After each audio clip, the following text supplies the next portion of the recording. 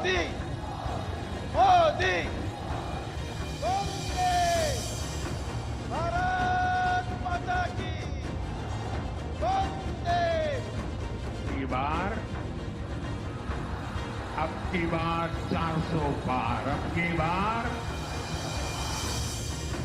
PM Modi और उनकी BJP team, इन दोनों ने मिलकर इतने बड़े टारगेट के लिए कमर कस ली है। पार्टी जानती है कि इतना बड़ा लक्ष्य भेदना आसान नहीं है और यही वजह है कि इस बार बीजेपी ने बिल्कुल नई रणनीति बनाई है, मिशन दक्षिण। मोदी का साउथ प्लान 370 का टारगेट होगा आसान। लोकसभा में इतना बड़ा लक्ष्य हासिल करने के लिए बीजेपी को मौजूदा सीट्स को बरकरार रखते हुए दक्षिण भारत में अपने पांव मजबूत करने होंगे, जिसके तहत कर्नाटक, तमिलनाडु, केरल, आंध्र प्रदेश और तेलंगाना जैसे राज्यों पर पार्टी का फोकस खास रहने वाला है। लोकसभा चुनाव 2024 में बीजेपी ने 370 सीटों का लक्ष्य रखा है। प्रधानमंत्री नरेंद्र मोदी अच्छी तरह जानते हैं कि दक्षिण भारत को साधे बगैर इस लक्ष्य को पाया नहीं जा सकता है। लिहाजा खुद मोदी दक्षिण भारत के राज्यों में चुनाव के दरमियान 3 दर्जन से ज्यादा चुनावी रैलियां करेंगे और दक्षिण के राज्यों को साधने की कोशिश। दक्षिण भारत के लिए पीएम मोदी की ताबड़तोड़ रैलियों के प्लान की वजह क्या है, इसे जानने के लिए आपको साउथ का सियासी समीकरण समझना होगा। दक्षिण के 5 राज्यों में तमिलनाडु में लोकसभा की 39 सीटें हैं, जबकि सीटों के लिहाज से दूसरा बड़ा राज्य कर्नाटक है जहां 28 सीट्स हैं, जबकि आंध्र प्रदेश में 25, तो केरल में 20 और तेलंगाना में 17 सीट्स हैं।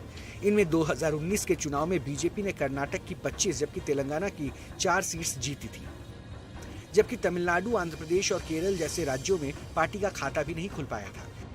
जबकि कर्नाटक और तेलंगाना में जहां बीजेपी ने 29 सीट जीती, वहां अभी कांग्रेस की सरकार है। इन राज्यों में बीजेपी के लिए अपनी सीट बचाने की ही नहीं बल्कि इसे बढ़ाने की चुनौती है। इसलिए इस बार बीजेपी ने साउथ की 131 सीट में से कम 50 सीट जीतने का लक्ष्य रखा है, जिसके लिए पीएम मोदी की 32 से ज्यादा मेगा रैलियों का प्लान है। पीएम मोदी के शेड्यूल को देखते हुए इन रैलीज की संख्या और बढ़ाई जाने की संभावना है। साथ ही अलग अलग राज्यों में अलग अलग सहयोगियों के जरिए भी बड़े टारगेट को साधने की कोशिश है। मसलन कर्नाटक में बीजेपी ने अपनी सीट्स बरकरार रखने के लिए जेडीएस के साथ हाथ मिलाया। आंध्र प्रदेश में 2018 में एनडीए से बाहर हो गई टीडीपी को साथ लाने की कवायद की गई। चंद्रबाबू नायडू और पवन कल्याण के साथ हाथ मिलाने का असर तेलंगाना पर भी होगा। उधर केरल में वरिष्ठ कांग्रेसी नेताओं की संतानों को बीजेपी में लाने की कवायद तेज है। इन सब में बीजेपी और पीएम मोदी के लिए सबसे बड़ी चुनौती तमिलनाडु बना हुआ है। ऐसा राज्य जहां बीजेपी की कोशिशें सीधे तौर पर कामयाब होती नहीं दिख रही है। यही वजह है कि पीएम मोदी राज्य में अपने हर दौरे में तमिल प्राइड का सम्मान कर जनता का दिल जीतने की कोशिश करते हैं।